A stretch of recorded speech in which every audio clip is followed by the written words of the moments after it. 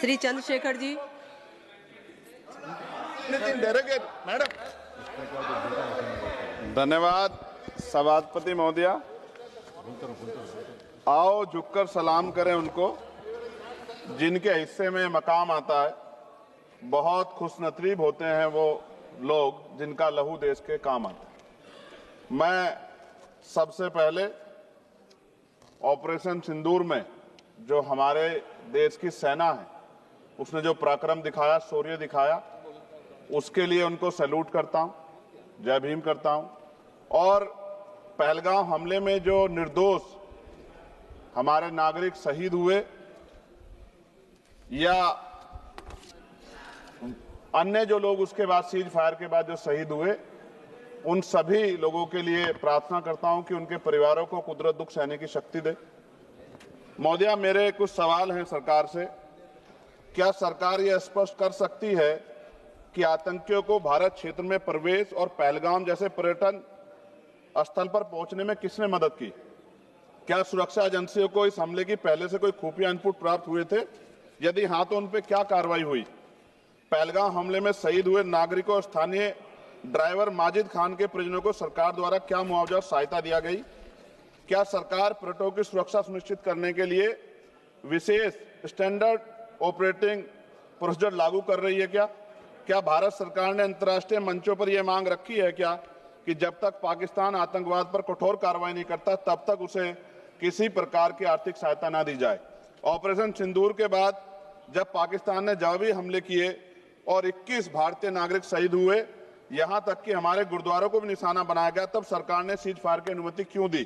क्या यह भारत की कूटनीति कमजोर नहीं दर्शाता? सभापति महोदया, मुजफ्फरनगर में हमारे जिला सचिव हैं भाई कामिल, उनके परिवार के 2 बच्चे भी इस हमले में शहीद हुए थे। क्या सरकार ये मानती है कि टीआरएफ द्वारा इस हमले में खासतौर पर हिंदू पर्यटकों को निशाना बनाना भारत में सांप्रदायिक द्वेष को बढ़ावा देने का प्रयास था? यदि हाँ, तो इसे रोकने हेतु सरकार ने क्या रणनीति बनाई? सरकार उस मुस्लिम पोनी ऑपरेटर को क्या सम्मान देगी जिसने अपनी जान देकर तीर्थ यात्रियों की रक्षा की? क्या उसे शहीद घोषित किया जाएगा? पाकिस्तान को हाल ही में आईएमएफ द्वारा $2 अरब से अधिक की सहायता राशि दी गई है। क्या भारत ने औपचारिक रूप से आईएमएफ और अन्य वैश्विक संस्थाओं के समक्ष आपत्ति दर्ज कराई है? क्या सरकार ने जांचा है कि आईएमएफ या अन्य विदेशी मदद का कोई हिस्सा आतंकवादी गतिविधियों में उपयोग तो नहीं हो रहा है? क्या सरकार ये स्वीकार करती है कि पहलगाम हमले में खुफिया तंत्र पूरी तरह विफल रहा है? यदि हाँ, तो कौन जिम्मेदार है और उसके विरुद्ध क्या कार्रवाई होगी?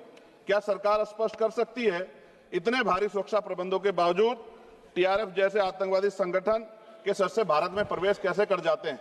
क्या सरकार ये बताएगी पहलगाम जैसे संवेदनशील क्षेत्र में सुरक्षा समीक्षा अंतिम बार कब की गई थी और उसमें क्या कमियां चिन्हित की गई थी? प्रधानमंत्री जी ने इस हमले के बाद पहलगाम का दौरा क्यों नहीं किया जबकि देश भर में भावनात्मक उबाल था? क्या सरकार ने शहीद हुए नागरिकों के परिजनों को आर्थिक मदद व स्थायी सहायता प्रदान की? यदि हाँ, तो उसका विवरण सदन में प्रस्तुत करें। महोदया, सरकार के लोग सेना के सम्मान की बात करते हैं।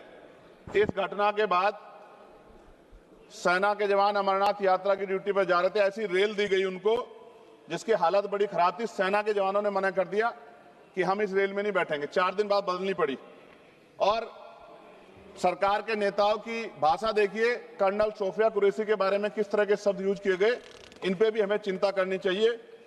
देश की सेना के लिए मेरी मांग है महोदया कि सेना और अर्धसैनिक बलों के वेतन को टैक्स मुक्त किया जाए, बैटल ऑफ ऑनर से सम्मानित, क्योंकि ये इस समय ऐसा विषय चल रहा है कि देश की सेना पे हमें गौरव है, गर्व है, लेकिन जिस तरह से आतंकवादी गतिविधियां बढ़ी है, मेरी मांग है कि बैटल ऑफ ऑनर से सम्मानित चमार रेजिमेंट को बहाल किया जाए, Gurjar regiment, Mehtar regiment, Yadav regiment बनाई जाए, क्योंकि देश का जो किसान का मेरा है उसके अंदर देश का जो गांव में रहने वाला जो व्यक्ति है उसके अंदर देश प्रेम का जज्बा बहुत जबरदस्त है। अगर इनको मौका मिलेगा तो शायद पाकिस्तान छोड़िए, चाइना की हिम्मत भी नहीं होगी कि हमारे देश की तरफ आंख उठा के देख ले। महोदया, बाबा साहब अंबेडकर कहते थे हम प्रथम और अंत्य भारतीय हैं।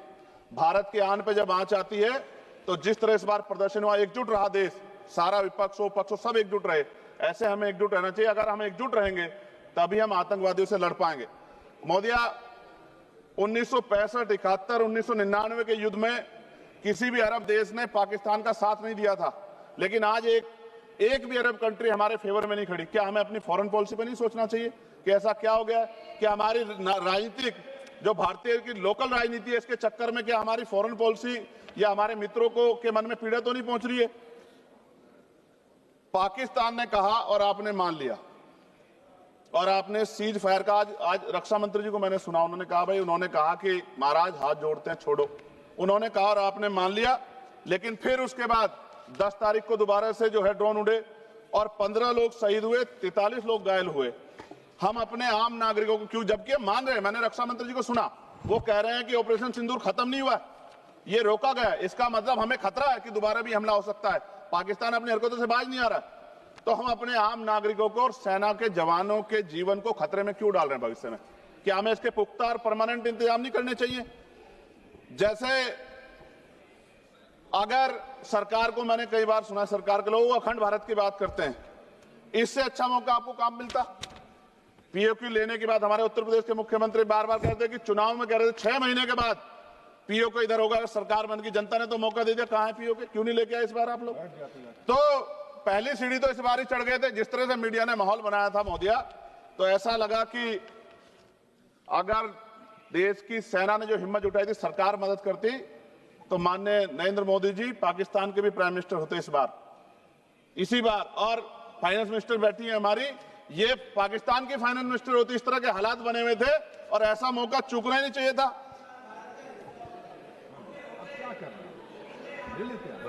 ले लेते, इससे अच्छा मौका कैसे मिलता? पूरा देश एकजुट था। मोदी, मैं खत्म करूंगा, पूरा देश एकजुट था, इससे अच्छा मौका कहां था? लेकिन अब अमेरिका में बैठ के कोई देश के फैसले कर ले तो देश की गरिमा पे, संप्रभुता पे बहुत बड़ा हमला है। इसको हमें समझना चाहिए, हमें समझना चाहिए किसी की हैसियत नहीं है। भारत दुनिया में इकलौता ऐसा देश है जिसका कोई मुकाबला नहीं कर सकता है। यहाँ का 140 करोड़ देशवासी एकजुट खड़ा है और सबको जवाब दे सकता है।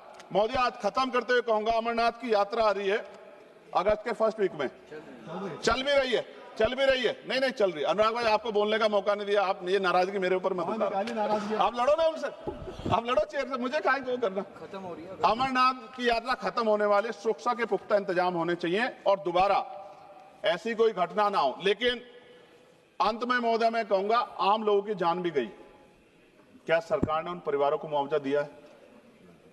क्या उनके जीवन का कोई मूल्य नहीं? जिन्होंने अपने परिवार खोए, जिन्होंने अपना घर का बेटा, पति, घर का कमाने वाला खो दिया, उनका भी तो अधिकार बैठता है। सरकार ने क्या मुआवजा दिया, इस बात की जानकारी भी सरकार को पटल पर रखनी चाहिए, सामने रखनी चाहिए। और अंत में मैं धन्यवाद दूंगा भारतीय सेना को और भारत का जो प्यार है कि पाकिस्तान और आतंकवादियों के भरसक प्रयास था कि यहां सांप्रदायिकता का माहौल बन जाए, लेकिन देशवासियों ने समझदारी दिखाई।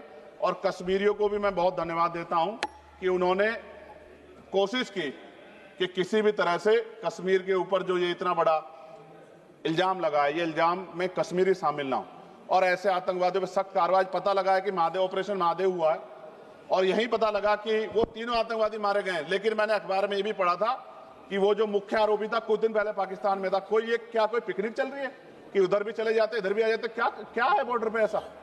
ये बताना चाहिए ना देश को। मैं आपका धन्यवाद करूंगा और भारत की महान सेना को मैं बधाई देता हूं, उनके लिए मंगल कामना करता हूं। जय भीम, जय भारत। महोदय धन्यवाद।